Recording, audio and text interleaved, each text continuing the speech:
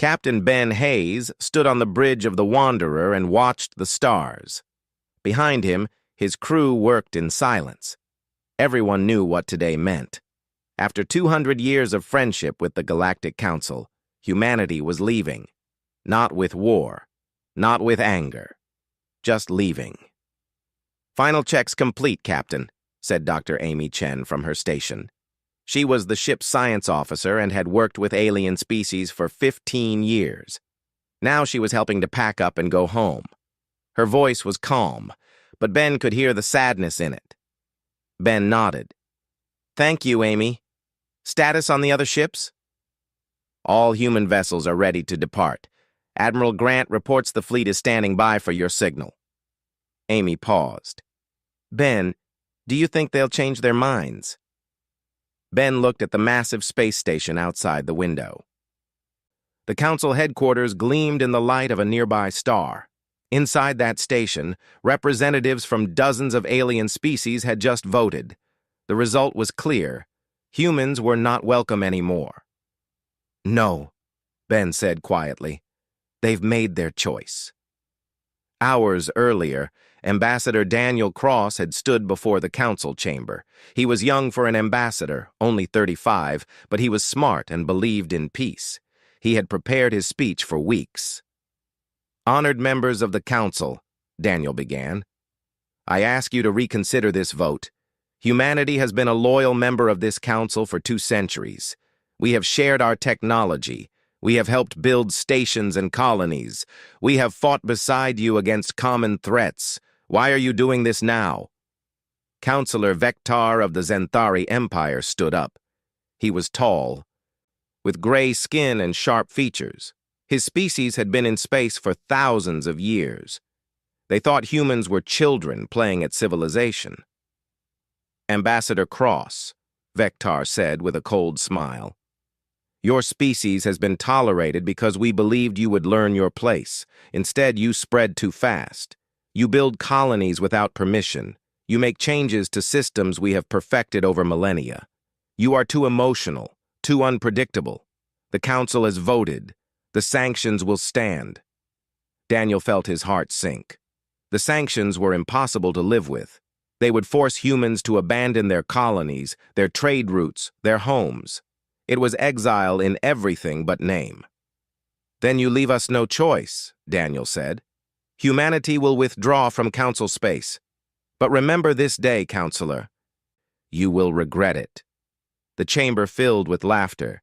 The alien representatives found it amusing that humans would threaten them. The Drell Collective, the Maxis Federation, the Corvin Systems, they all laughed. Humans were nothing special. They were average at everything. Average strength, average intelligence, average technology. The galaxy would barely notice they were gone. Daniel walked out of the chamber with his head high. Inside, he felt hollow.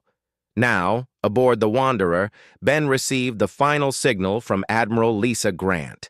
She commanded the human fleet over 300 ships of all sizes, colony transports, cargo vessels, science ships, mining platforms. Everything humanity had built in council space was coming home.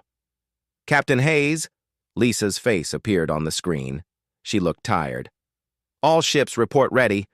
The colonies have been evacuated. We're bringing everyone home." "Understood, Admiral. What about the people who don't want to leave?" Lisa's expression hardened. "There are a few. Scientists who married aliens. Traders who have businesses here. We gave them the choice. Some are staying. But Ben, they need to understand.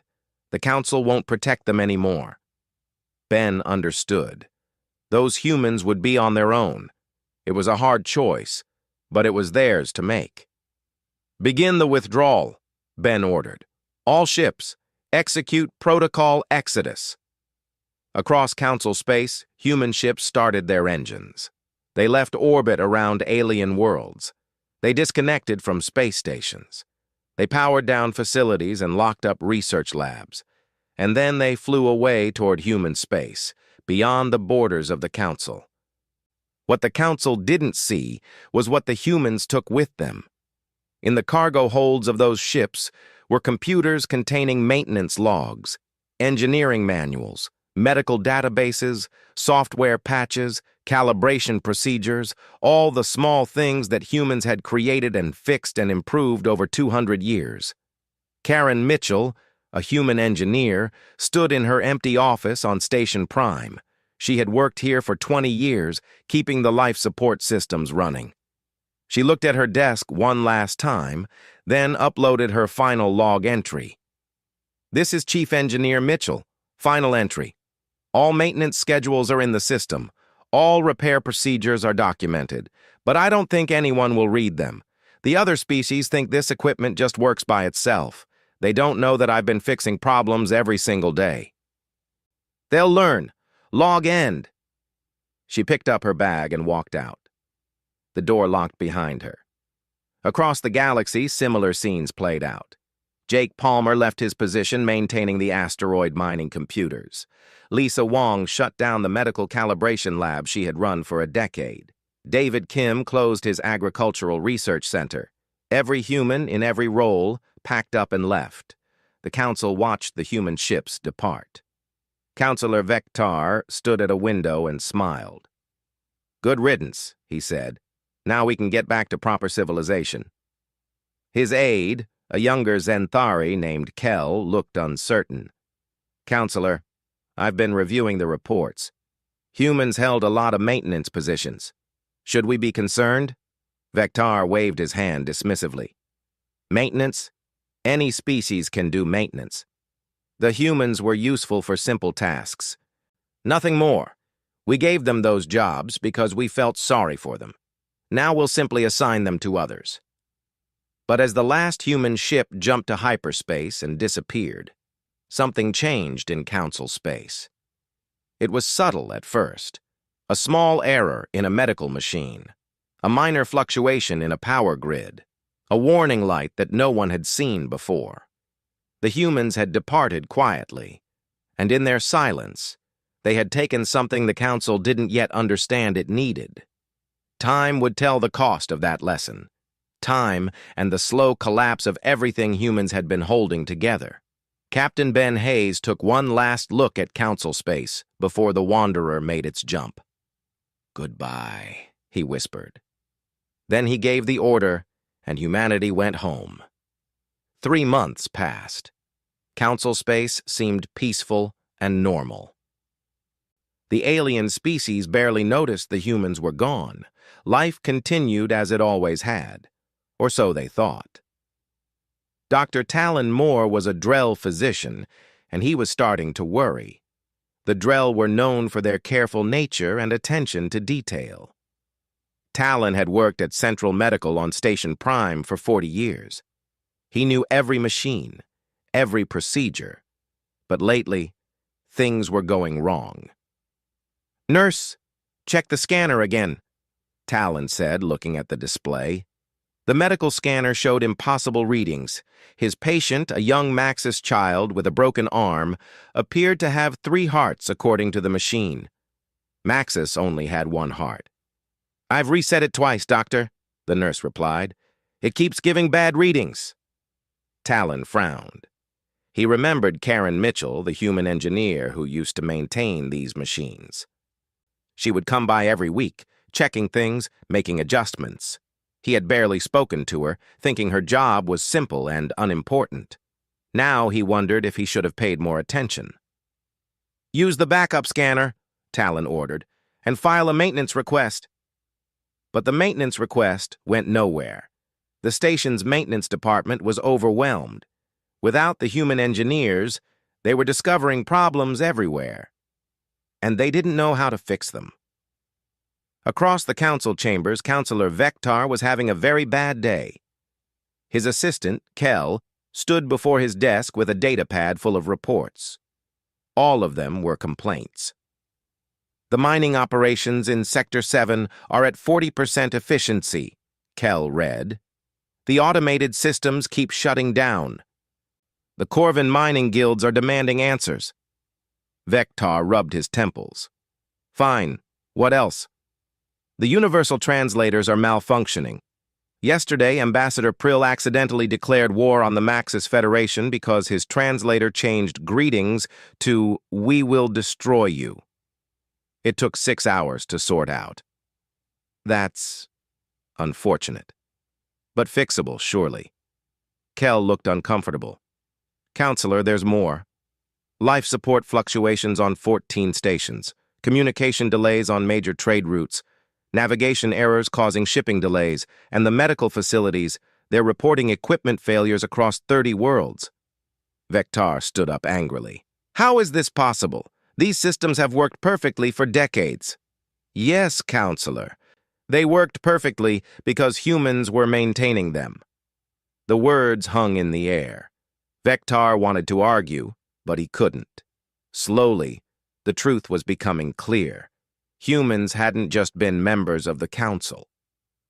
They had been the invisible workforce keeping everything running. Kell continued carefully. I've been investigating. Humans wrote most of the maintenance software we use. They designed the safety protocols for mining operations. They calibrated medical equipment. They updated the translator databases. They fixed thousands of small problems that we never even knew existed. Why didn't anyone notice? Vectar demanded. Because they did it quietly, Counselor. They didn't ask for recognition. They just did the work, and we assumed it was simple work that anyone could do. Vectar sat down heavily. Can we train our own people to do these tasks? Kell shook his head. We're trying, but the humans left behind documentation that we're having trouble understanding. Their approach to engineering is different from ours. They build systems that are easy to maintain and fix. We build systems that are perfect but break easily, and when something breaks, we don't know how to fix it without replacing everything. On the other side of Council space, a crisis was brewing. The asteroid mining station, Gamma 7, supplied raw materials to dozens of worlds. It was completely automated, with just a small staff to oversee operations. But the automation was failing. Station manager Prill, a Corvan with 20 years of experience, stared at his screens in confusion. The mining drones were behaving strangely. Some were colliding with each other. Others were mining in the wrong locations. Several had simply shut down. Someone get me Jake Palmer, Prill said. Then he remembered. Palmer was human. Palmer was gone. Palmer had been the one who kept these systems running. Everyone had thought Palmer just watched the computers work. Nobody realized Palmer was constantly fixing problems, updating code, preventing disasters. Prill looked at his team. Does anyone know how Palmer kept these drones working? Everyone shook their heads. They had never asked. Palmer had just been the human maintenance guy, not important enough to learn from. Find his logs, Prill ordered. There must be documentation. They found Palmer's logs. Thousands of entries, all detailed and careful. But they were in human technical language, full of terms and procedures that didn't translate well. Palmer had written everything down, but he had written it for other humans to understand. Prill spent 3 days trying to decode the logs. Mining efficiency dropped to 20%. The station's clients started complaining. Some threatened to cancel contracts. Finally, Prill did something he never thought he would do. He sent a message to human space, to Jake Palmer specifically. The message was simple. We need help, please. Palmer's response came 2 days later. I warned you this would happen. I told my supervisors that the systems needed constant attention. Nobody listened. You wanted us gone. Now you have your wish. Prill felt anger rise in him, but then he read the rest of the message. However, I'm not heartless. I've attached a basic troubleshooting guide. It won't fix everything, but it should help. For complex repairs, you'll need to hire human contractors. We're expensive now. Market forces. The guide helped, but barely. It was like putting a bandage on a broken bone. The station limped along at reduced capacity. Similar scenes happened everywhere. Dr. Talon Moore managed to fix his medical scanner using instructions from a human doctor named Frank Morrison. But Morrison's message included a warning. This is a temporary fix. The scanner needs proper calibration every month. Without it, it will fail completely within a year. The universal translator problem got worse. The software that made different species understand each other was degrading. Humans had maintained a massive database of linguistic updates, cultural context, and idiom translations. Without updates, the system was using outdated information. Words changed meaning. Phrases were translated literally instead of contextually. Diplomatic incidents multiplied. Councillor Neera Val of the Pelton Commonwealth called for an emergency session. She was one of the few who had voted against the human sanctions. Now she stood before the council with grim satisfaction. "I warned you," she said. "I told you we were making a mistake. Humans were not just members. They were partners. They filled the roles we considered beneath us. And now we're paying the price." Vectar tried to maintain his authority. "These are temporary problems. We will adapt." "Will we?" Neera challenged. "How many species know how to maintain a medical scanner? How many can write safety protocols for mining drones? How many understand the human approach to system maintenance? We don't even know what we don't know." The council chamber was silent. The truth was sinking in, slowly and painfully. Humans had been important, very important, and they were gone. Back in human space, Captain Ben Hayes received reports of the council's growing problems. His daughter, Mira, was a xenosociologist studying the situation. "Dad, they're starting to understand," Mira said. "But it's going to get worse before they admit they were wrong." Ben nodded. "How much worse?" Mira pulled up her analysis. "Much worse. The medical systems will start failing in 6 months. Trade networks will collapse in a year. We built more than we realized, and they depended on us more than they knew." "Then people will die," Ben said quietly. "Yes, people will die. And the council will have to decide if their pride is worth that cost." 6 months had passed since the humans left. What started as small problems had grown into a disaster. The galactic economy was collapsing, and people were starting to die. Commander Seth Torres sat in his office on New Earth Colony, the largest human settlement outside council space. His communication console blinked with incoming messages. Most were from aliens he used to work with. All of them were desperate. "Commander Torres, this is Station Director Venn of Trading Hub Gamma. Our logistics system has crashed. We have ships stuck in dock, unable to load or unload cargo. We have food rotting in warehouses. Please, we need help." Seth played the next message. "Torres, it's Krill from the Mining Guild. You know me. We worked together for years. Our entire operation is down. The computers won't respond. We found your old partner's notes, but we can't understand them. People are losing their jobs. Families are suffering. Can you help?" Message after message. Pleas for help. Offers of payment. Some were from friends. Some were from people who had laughed when humans left. Seth's assistant, a young human named Paul Gray, knocked on the door. "Sir, another delegation from the council is requesting a meeting. That's the 3rd one this month." "What do they want?" "Same as before. Technical help, but they still won't apologize for forcing us out." Seth leaned back in his chair. "Tell them no. Not until they admit what they did was wrong." Paul nodded and left. Seth felt a knot in his stomach. He wanted to help. That was the human way. But President Ellen Ross had been clear. No help until the council showed real change. It was a hard decision, but maybe a necessary one. In council space, the situation grew worse every day.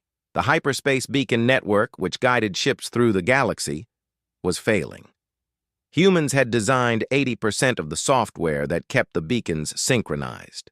Without maintenance, the beacons were drifting out of alignment. Ships were getting lost. Some jumped to the wrong coordinates.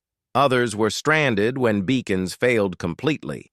3 ships had been destroyed when they jumped into a star system without accurate guidance. 200 lives lost.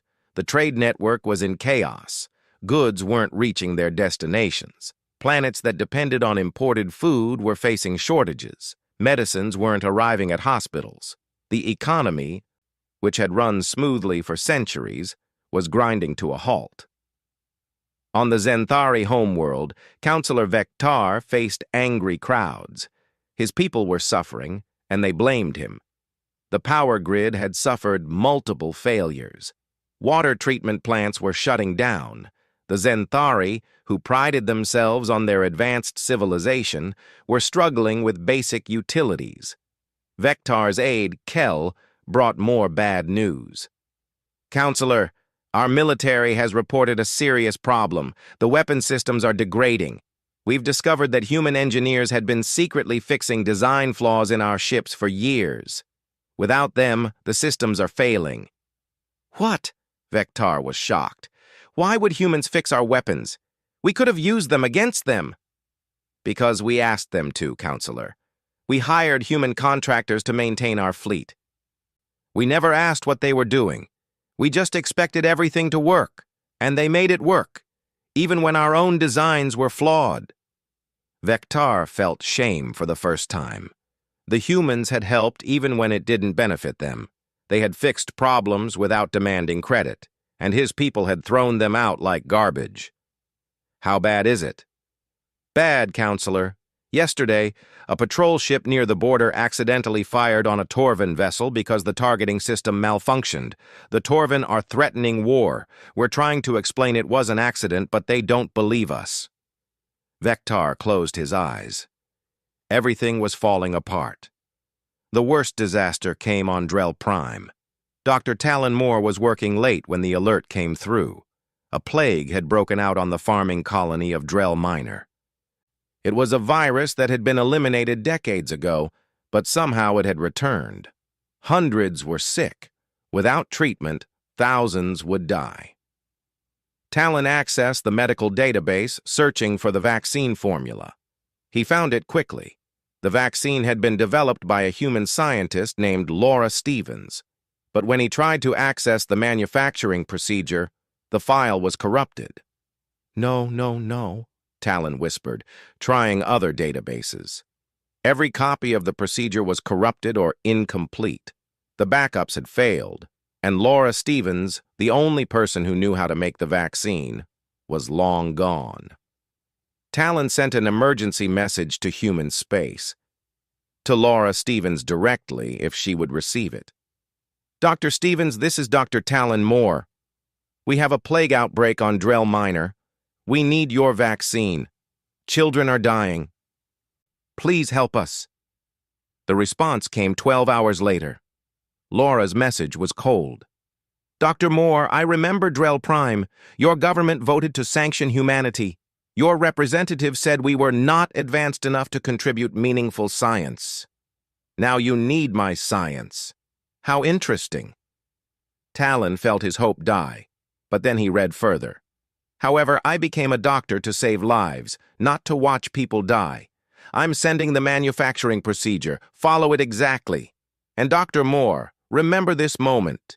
Remember that a not advanced enough human saved your people." Talon started crying. Not from sadness, but from shame and relief mixed together. Laura Stevens had every right to refuse. Her own people had been treated terribly. But she helped anyway because it was the right thing to do. The vaccine was manufactured and distributed.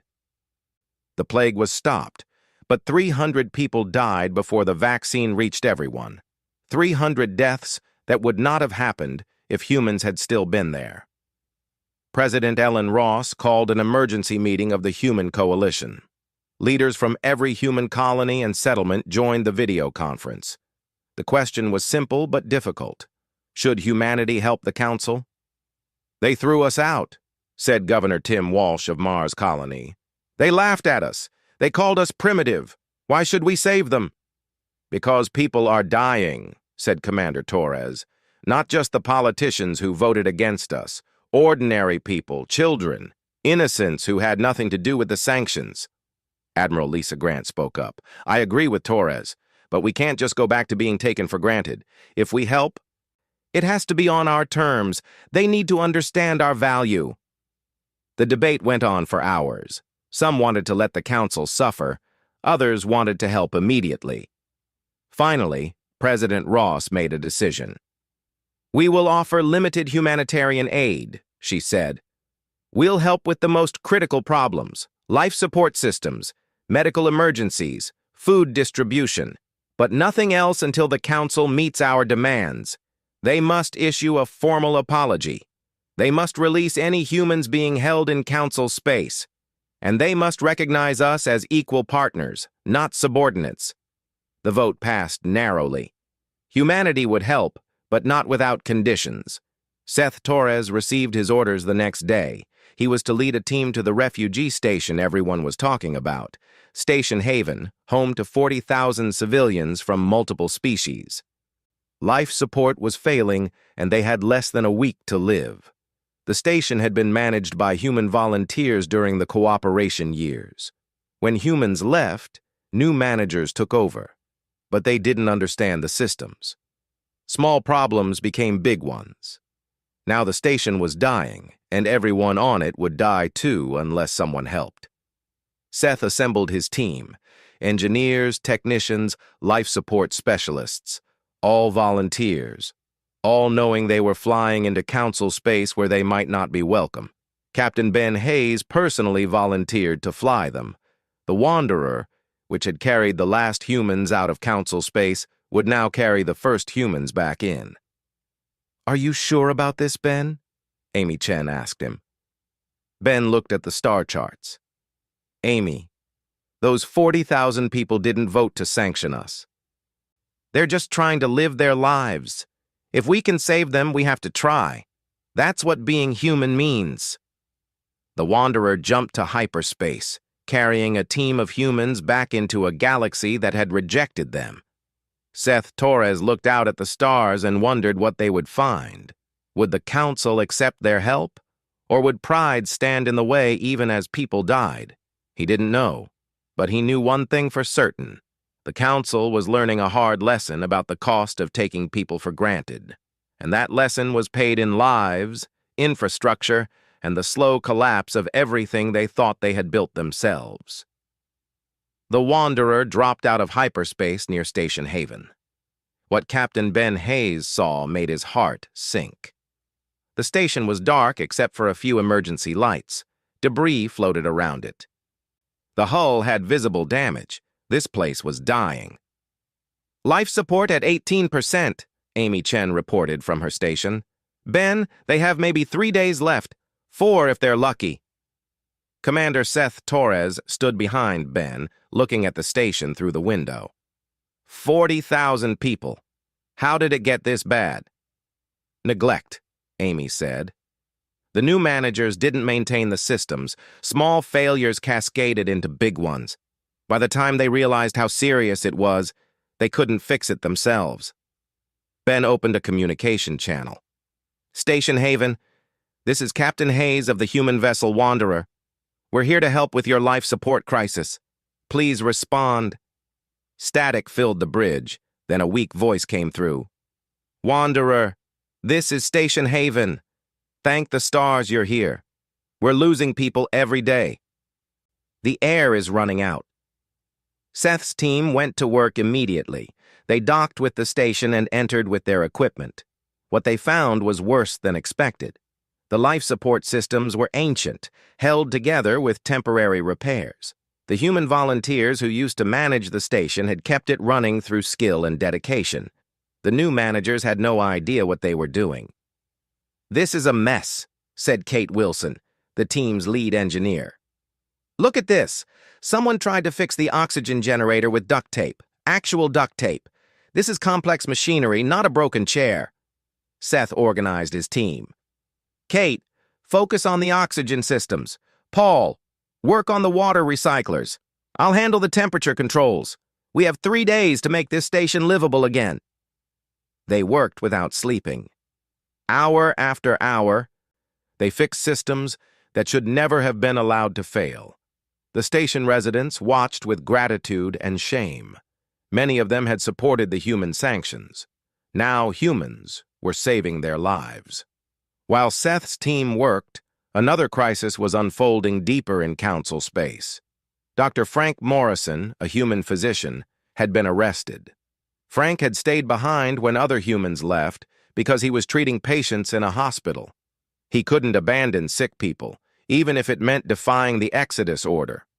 The council authorities accused him of espionage.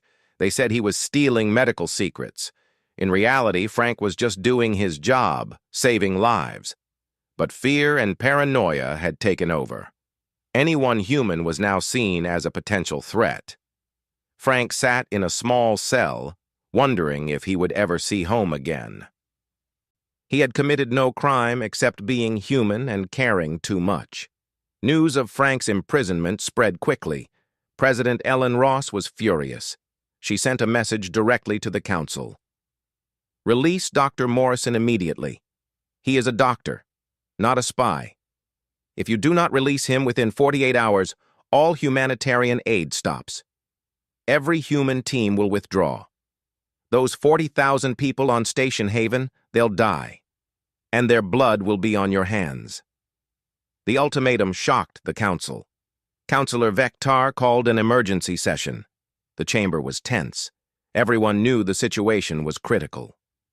We cannot give in to human demands, said Councillor Drex of the Maxis Federation. It makes us look weak.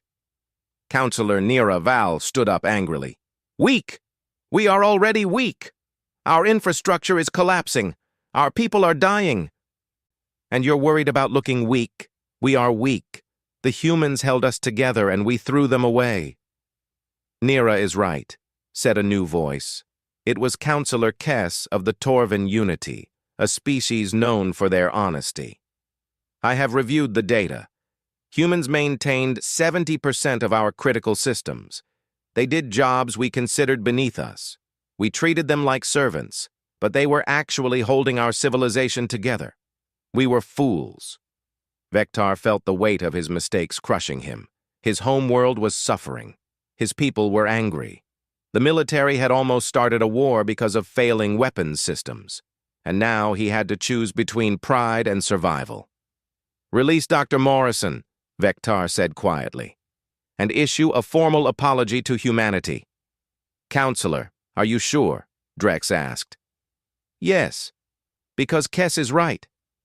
We were fools, and now we're paying the price. While the council debated, disaster struck. A Xanthari patrol ship encountered a Torvan mining vessel near the border. The patrol ship's sensors malfunctioned, showing the mining vessel as a warship. The weapons systems, degraded from lack of maintenance, fired automatically. The mining vessel was destroyed. 70 Torvan workers died. The Torvan Unity declared war immediately. They didn't believe it was an accident. They thought the Xanthari had attacked deliberately. Within hours, fighting broke out along the border. Ships clashed, stations were bombed, thousands died in the first day. The Xanthari tried to explain it was a malfunction, but the Torvan wouldn't listen. Trust had broken down along with everything else. Admiral Lisa Grant watched the reports from human space. This is getting out of control. That war wouldn't have happened if human engineers were still maintaining those systems. Should we intervene? Asked her second-in-command. Not our fight, Lisa said, but she didn't sound convinced. Though if they keep going, it'll destabilize the entire region. And destabilization means refugees, suffering, more death. On Station Haven, Seth's team finally got the oxygen systems working properly. The air cleared. People could breathe without struggling. The grateful residents thanked the humans over and over. An elderly Pelton woman approached Seth. Why did you come? We voted to make you leave. We called you unimportant. Why save us? Seth looked at her. Because you're people, and people deserve help when they're in trouble. That's what we believe. The woman started crying. We were so wrong about you. Kate Wilson finished the last repairs and joined Seth. Commander, we've done all we can. The station will run for now, but it needs proper maintenance. Someone has to stay and manage these systems. The council needs to figure that out themselves, Seth said. We've given them time. What they do with it is up to them. The Wanderer prepared to leave Station Haven, but before they could depart, a message came through. It was from the council. Dr. Frank Morrison was being released, and the council was ready to issue a formal apology. Ben Hayes read the message to his crew. The Galactic Council acknowledges that sanctions against humanity were unjust and wrong. We apologize for our treatment of the human species. We ask for a new beginning based on mutual respect and recognition of humanity's essential contributions to our civilization. The bridge was silent. Then Amy Chen spoke. It's a start, but words are easy. Let's see if they mean it. Ben agreed. The apology was necessary, but not sufficient. The real question was whether the council would actually change. Would they treat humans as equals, or would they fall back into old patterns once the crisis passed? Lieutenant Kate Wilson had another concern. Captain, even if they apologize, can we trust them? They turned on us once. What stops them from doing it again? Nothing, Ben said honestly. Except maybe the memory of what happened when they did. They've learned that we're essential. The hard way. I hope that lesson sticks. Seth Torres looked at the station they had just saved. 40,000 lives preserved. But at what cost? How many had died elsewhere while the council's pride stood in the way of accepting help? Mira Chen, Ben's daughter, had been studying the data from her colony. She sent her father a report. Dad, the death toll from the collapse is at least 15,000 so far. Medical failures, shipping accidents, the plague outbreak, and now this war. 15,000 deaths that could have been prevented if humans had been there. Or if the council had asked for help sooner. Ben read the report and felt sick. 15,000. That number would haunt him. Yes, the council had apologized. Yes, they were releasing prisoners. But those 15,000 people were still dead. You couldn't apologize them back to life. The Wanderer turned toward home, carrying Seth's team back to human space.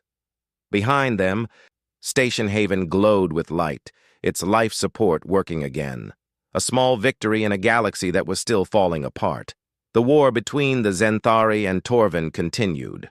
The Council's infrastructure kept failing, trade networks remained broken, and humanity watched, waiting to see if words would turn into real change. President Ross received the Council's apology and called another meeting. They've apologized. They've released our people. The question now is, what do we do next? Do we return? Do we help rebuild? Or do we stay out here and let them figure it out themselves? The debate was fierce. Some said humanity should return and save lives. Others said the Council needed to fix their own mess. Everyone agreed on one thing.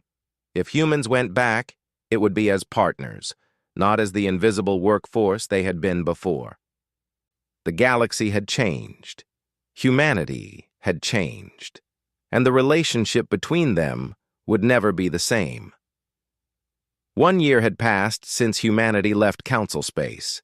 The galaxy looked very different now. The war between the Zenthari and Torvin had ended, but only after both sides were too exhausted to continue fighting. Thousands had died. Entire colonies had been damaged, all because of a malfunction that never would have happened if human engineers had been there. Dr. Frank Morrison stood on the landing pad of Earth's capital spaceport. He was home, finally free. Council security had released him 3 months ago, along with every other human they had detained. He looked thinner, older. Prison had been hard, but he was alive, and he was home. A reporter approached him. Dr. Morrison, how do you feel about the Council now? Do you hate them for what they did to you? Frank thought about it. No. I'm angry, yes. But hate? That takes too much energy. I just want them to remember this. Remember what happens when you treat good people badly. President Ellen Ross watched the interview from her office. Frank's words echoed her own feelings. The council had learned their lesson, but at a terrible cost. 15,000 dead, infrastructure destroyed, an entire civilization brought to its knees. And for what? Pride, fear, prejudice? Her communication console blinked. It was Counselor Neera Val requesting a meeting. Neera had replaced Vectar as the head of the council after Vectar resigned in disgrace. The former counselor now lived in quiet retirement, his reputation destroyed by the consequences of his decisions. President Ross. Neera's face appeared on the screen. She looked tired. Thank you for taking my call. I want to discuss the future. The council has prepared a formal proposal. I'm listening, Ellen said. We cannot go back to how things were. That much is clear. We need humanity, but more than that, we need to change how we think about humanity. We've drafted a new treaty. We're calling it the Terran Compact. Ellen received the document and began reading. The Terran Compact was different from the old agreements. It recognized humanity as a fully independent power, not a junior member of the Council. It guaranteed human autonomy. It established trade relationships based on equality, not exploitation. And it included something new, shared governance of critical infrastructure. This is a good start, Ellen said. But I need guarantees. How do I know you won't turn on us again when things get comfortable? Neera nodded. You can't know for certain, but we've changed our laws. The sanctions that drove you out are now illegal. Any future sanctions against any species require a unanimous vote, not just a majority, and we've created an independent oversight committee to prevent abuse of power. Who's on this committee? Representatives from every member species, including humans. It has the power to overturn council decisions if they violate the founding principles of equality and respect. Ellen was impressed. The council had actually learned something. But words on paper didn't mean much without action. What about the practical matters? If we return, how do we ensure our people are treated fairly? Full equality in all positions. Humans will no longer be relegated to maintenance and support roles unless they choose those positions. Your scientists will work alongside ours. Your diplomats will have the same authority. And most importantly, human expertise in engineering and system management will be recognized and compensated properly. Ellen smiled slightly. So we're expensive now? Yes, Neera said without embarrassment. Market forces, as one of your people told us. We took you for granted. We paid you poorly because we didn't value your work. That was wrong. Now we understand your worth. Over the next 3 months, negotiations continued. The human coalition debated whether to accept the Terran Compact. Some colonies wanted to stay independent. Others were eager to return to council space. Finally, a vote was held. The result was close, but clear. Humanity would return, but on their own terms. Captain Ben Hayes was chosen as the first human ambassador under the new treaty. He stood before the council chamber, the same place where Daniel Cross had been laughed at a year ago. But this time, the aliens weren't laughing. They stood as he entered, a sign of respect. Honored members, Ben began, humanity accepts the Terran Compact. We return not as the species we were, but as the species we've become. Stronger, more united, and determined never to be taken for granted again. The council members nodded. Councillor Kess of the Torvan Unity spoke. Ambassador Hayes, we welcome humanity back, and we apologize, not just with words, but with actions. We have changed our laws. We have changed our attitudes. We hope to earn back your trust. Trust is earned slowly, Ben said. But we're willing to try, for the sake of all our peoples. Dr. Amy Chen led the first wave of human specialists back into council space. Engineers, doctors, technicians, scientists.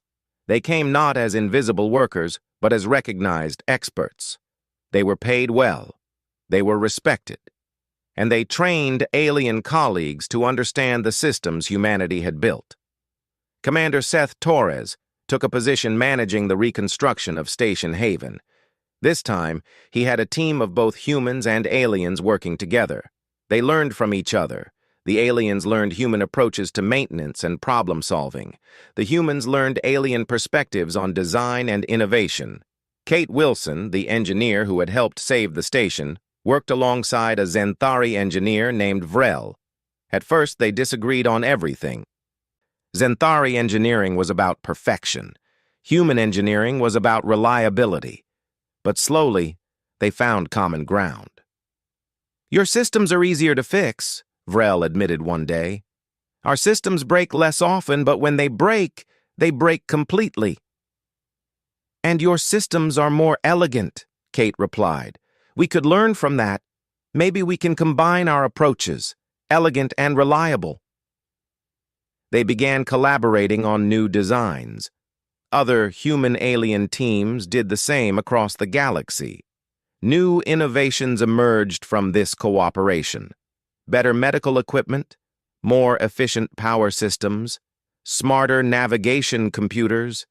The galaxy was rebuilding, and it was building something better than before. But the scars remained. The memorial station floating near Earth listed the names of the 15,000 who died during the collapse. President Ross attended the dedication ceremony. So did Counselor Nira Val. "These people died because of our mistakes," Nira said quietly. "We cannot bring them back, but we can honor them by ensuring it never happens again." Ellen looked at the memorial. So many names. So many lives lost. "My people have a saying, those who forget history are doomed to repeat it. We won't forget." "Neither will we," Nira promised. Months passed. The galaxy slowly healed. The Xanthari and Torvin signed a peace treaty, mediated by human diplomats. Trade routes reopened. Food reached hungry worlds. Medicine arrived at hospitals. Life support systems ran smoothly. The network of civilization, broken by pride and prejudice, was being rebuilt on a foundation of respect. Dr. Talon Moore, the Drell physician, sent a message to Dr. Laura Stevens, the human who had saved his people from the plague. "Dr. Stevens, I wanted you to know. We've named our new medical research center after you, the Stevens Institute for Interspecies Medicine. It seemed appropriate." Laura's response was warm. "I'm honored, Dr. Moore, and I'm glad your people survived. Perhaps we can collaborate on research there. Together, we might cure diseases neither of us could handle alone. I would like that very much." One evening, Captain Ben Hayes stood on the observation deck of Council Station Prime with Dr. Amy Chen. They watched ships coming and going, human vessels alongside alien ones, working together, trading, talking, building. "Do you think it will last?" Amy asked. "Or will they forget again?" Ben was quiet for a moment. "I don't know. Human nature is to hope for the best. But we've also learned to prepare for the worst. We're not the naive species we were. We know our worth now, and we won't let anyone forget it." "We departed quietly," Amy said, "but we came back on our own terms."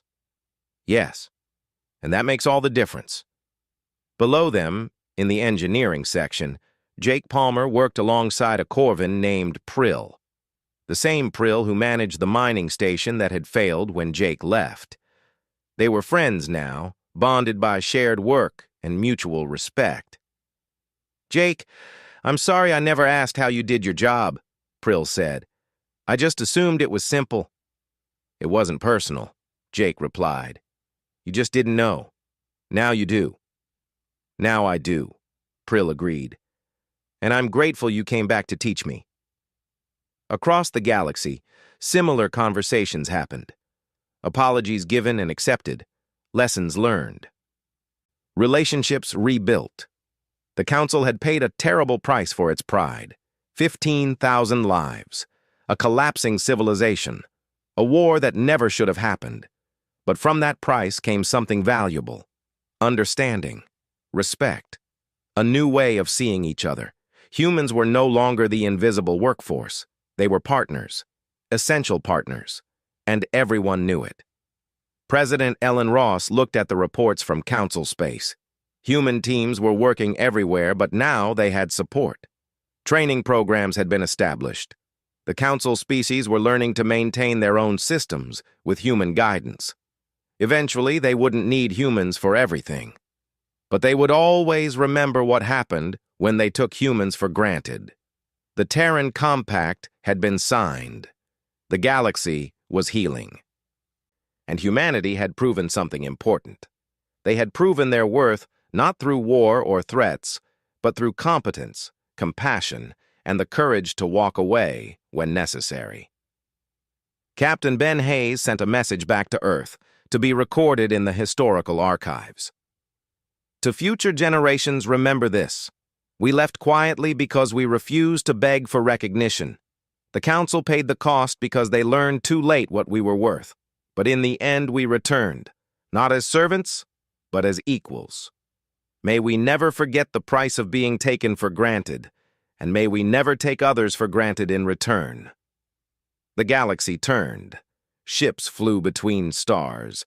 Civilizations grew and changed, and humanity took its place among the stars, respected and valued, partners in building a better future for all species. The story of humans who departed quietly had ended, but the story of what came next was just beginning.